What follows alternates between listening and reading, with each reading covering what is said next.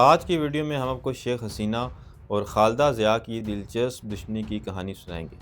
کبھی ایک ہی کنٹینر پر کھڑی ہو کر آمریت کے خلاف نعرے لگانے والی دو عورتیں، جو کبھی سیاسی بہنیں کہلاتی تھیں، آج ایک دوسرے کی سب سے بڑی دشمن کیوں بن گئی؟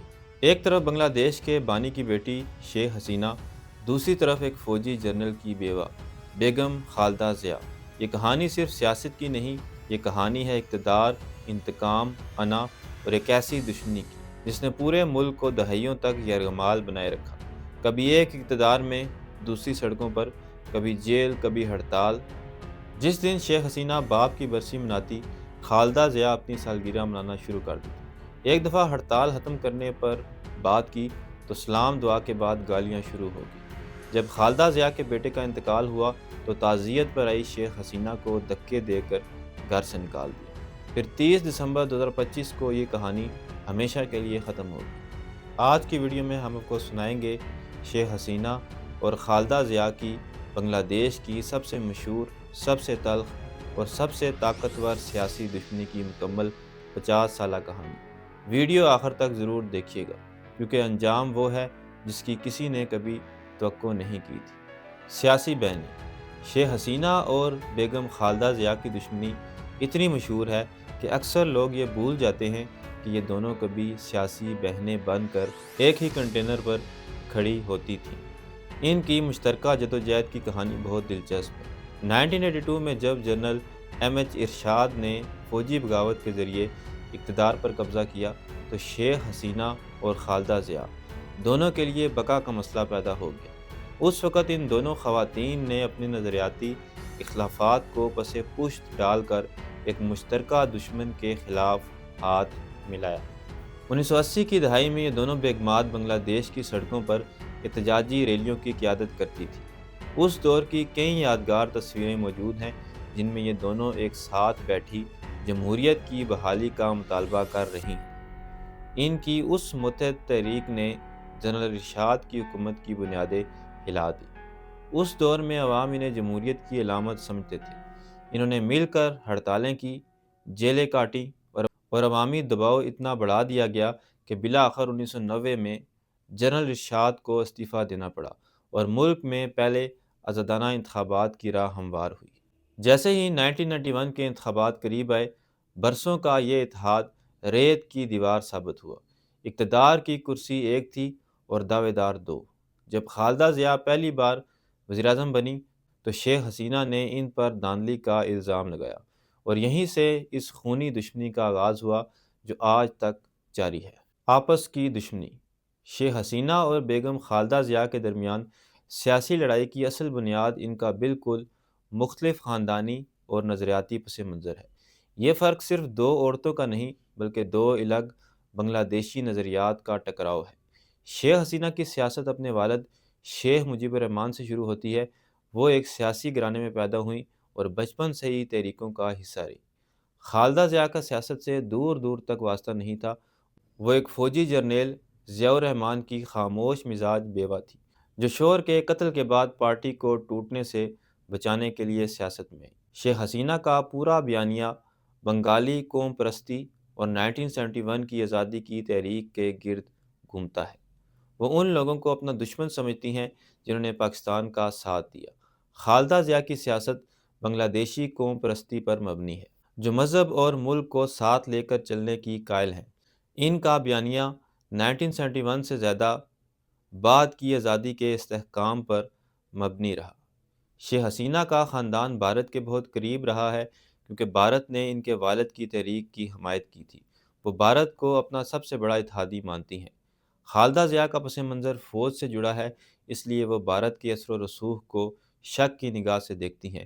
ان کا جھکاؤ چین، پاکستان اور اسلامی ممالک کی طرف زیادہ رہا ہے۔ شیخ حسینہ کی پارٹی عوامی لیگ ایک سیکولر پارٹی ہے جو مذہب کو سیاست سے الگ رکھنے کی حامی ہے۔ خالدہ ضیاء کی پارٹی قدامت پسند اور مذہبی جماعتوں کے ساتھ مل کر چلنے کو ترجیح دیتی ہے تاکہ ملک کا اسلامی تشخص برقرار رہے۔ 1975 میں ایک فوجی بغاوت میں شیخ حسینہ کے والد، والدہ اور بھائیوں سمیت پورے خاندان کو قتل کر دیا گیا، سوائے ان کے اور ان کی بہن کے۔ خالدہ ضیاء کے شوہر صدر ضیاء الرحمن کو بھی فوج کے اندر ایک بغاوت میں قتل کیا گیا۔ ان المیوں نے دونوں کی سیاست کو جذباتی اور ضدی بنا دیا۔ میوزیکل چیئر سیاست۔ بنگلہ دیش کی سیاست میں میوزیکل چیئر کی اصطلاح ان دو بیگمات کے اقتدار کی آنکھ مچولی کے لیے استعمال کی جاتی ہے۔ 1991 سے لے کر 2009 تک بنگلہ دیشی عوام نے ایک عجیب و غریب منظر دیکھا کہ اقتدار کی کرسی صرف ان دو گھرانوں کے درمیان گھومتی رہی۔ 1990 میں فوجی آمریت کے خاتمے کے بعد بنگلہ دیش میں اقتدار کا ایک ایسا چکر شروع ہوا جو دنیا کی سیاسی تاریخ میں کم ہی دیکھنے کو ملتا ہے۔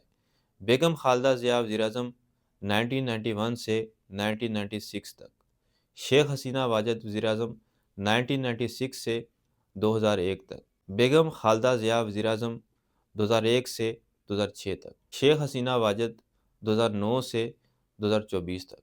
اس میوزیکل چیئر کے کھیل میں جب ایک بیگم اقتدار میں ہوتی تو دوسری بیگم سڑکوں پر ہوتی۔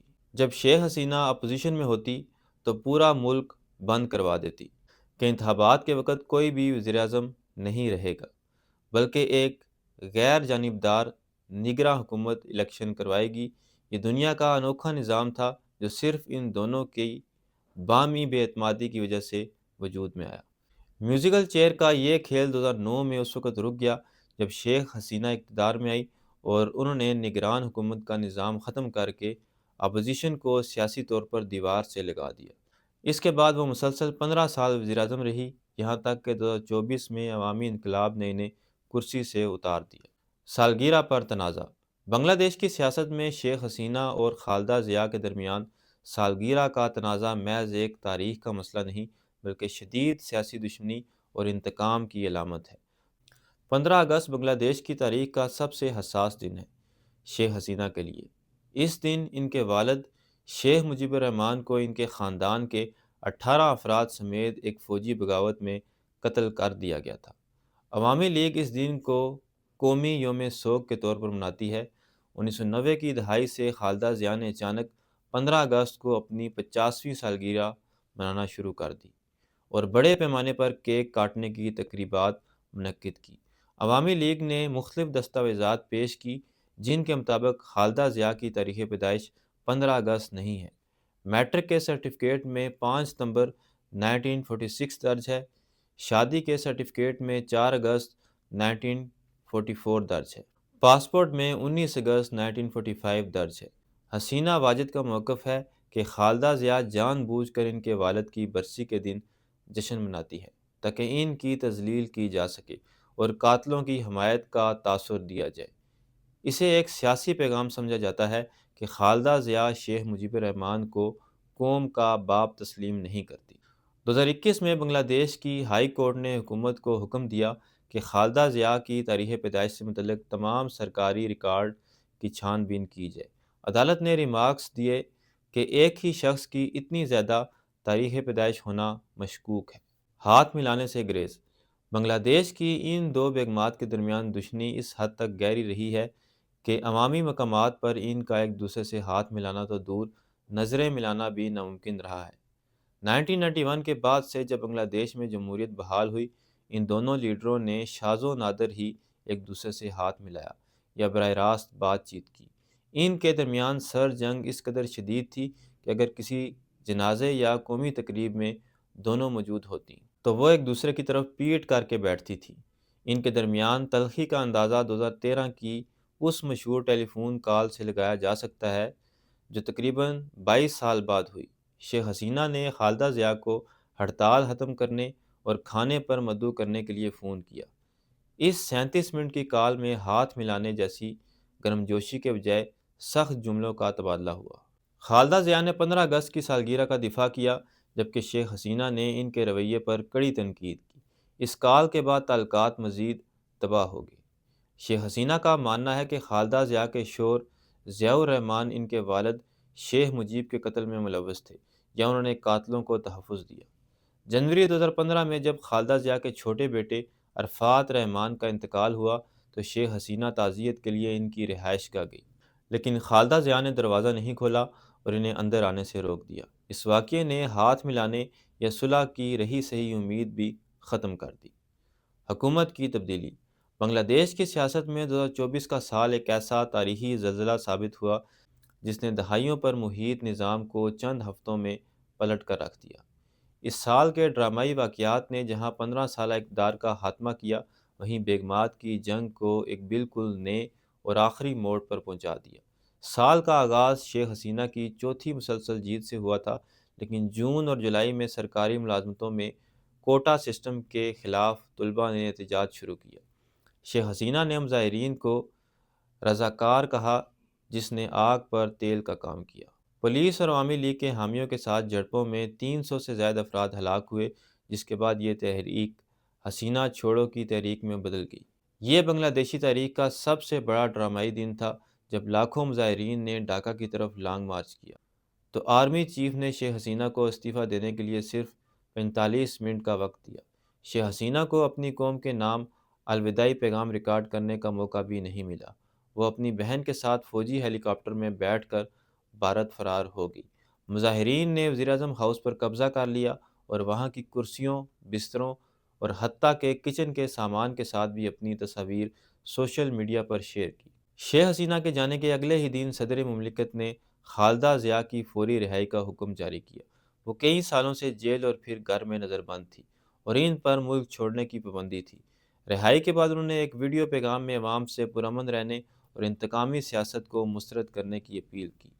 آج کے تناظر میں یہ کہانی اپنے اختتام کو پہنچ چکی ہے۔ 30 دسمبر 2025 میں بنگلہ دیش کی پہلی خاتون وزیراعظم اور شیخ حسینہ کی کٹر حریف خالدہ ضیاء کا 80 برس کی عمر میں انتقال ہو گیا ہے۔